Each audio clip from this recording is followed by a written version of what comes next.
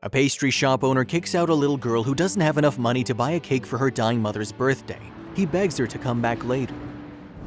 Sal Garfield was having a bad day. He'd been up since 3 a.m. baking cakes and pastries, and now his employee who was supposed to take over the shop for afternoon had just called in sick. Sal was an artist. No one could make confections like him, but he wasn't a people person at all. He dealt with several obnoxious customers that morning, so when Jenny Metcalf walked in, he was ready to explode. Jamie was 7 years old, slim and dainty with long blonde hair and big brown eyes. She approached Sal's display case and placed her tiny hands against the glass as she looked at the delicious pastries and cakes. "Hey kid," Sal growled, "don't put your hands on the glass, I just cleaned it." Janie jumped back and quickly tucked her hands behind her back. "I'm sorry," she said. "Everything looks so delicious. My mom says you make the best red velvet cake in the world." Sal was flattered. "She may be right about that," he said. "I want a prize with that cake." "I wanted to buy a cake," Janie said and stuck out her hand. There was a little pile of coins on her palm that didn't come from more than a few dollars. "Where'd you get that, kid?" Sal asked. "Did you bust open your piggy bank?" "Yes," Janie said shyly. "I did. I want to buy a cake, a big red velvet cake." "A red velvet cake?" asked Sal. "I hope you have more than those $3 or $4, kid. That cake cost $70. $70? asked Janie. "But I don't have any more money. Could I buy just a slice?" "Kid," Sal sneered, "you can't even afford a slice." Janie was almost in tears.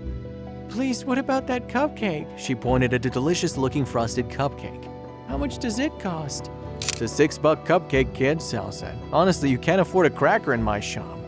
Janie started crying. "Please, mister, you don't understand," she whispered. That was when Sal lost his patience. "Get out," he shouted. "Go try your wine somewhere else." Janie turned away and ran out of the door. Sal watched as she sat on the curb outside the store and cried desperately. A few minutes later, an elderly lady walked past and she stopped. Sal heard her ask the child, "Sweetie, are you okay?" Janie cried. "I wanted to buy my mom a cake, but the man wouldn't sell me one." "Well," the lady exclaimed, "is that what you're crying about, having cake?" "It's not for me," Janie explained. "For my mom. It's her birthday and she's in the hospital. This is her favorite pastry shop and she loves the red velvet cake." "Oh dear," the lady said. "Poor lady, what's wrong with her?" "She's got cancer," Janie said. "Dad said she's not going to come home. That's why I want to get her the cake." "I'm so sorry," the lady said. "Maybe—" But Sal had heard enough. He ran to the door and cried, "Little girl, come back." Janie looked up at him, her face streaked with tears. "Me?" she asked. "Yes," Sal said in his gentlest voice. "Please come back." The old lady helped Janie get up and walk into the pastry shop again. "I didn't take anything," she said. "I know," Sal said gently. "I'm sorry I didn't listen to you before. I heard what you said to that lady. It's your mom's birthday?" "Yes," Janie said. "Yes, it is. I don't have enough money. I know." "It's okay," Sal said, ashamed. "I have this extra cake, so if you could take it, it would be a really big help." "You do?" whispered Janie. "Really?" "Yes, really," Sal said.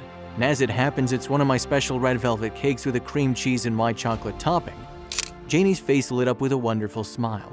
"That's my mom's favorite," she gasped. "What's your mom's name?" Sal asked. "Isabel," Janie said. "Her name's Isabel. Isn't that pretty?"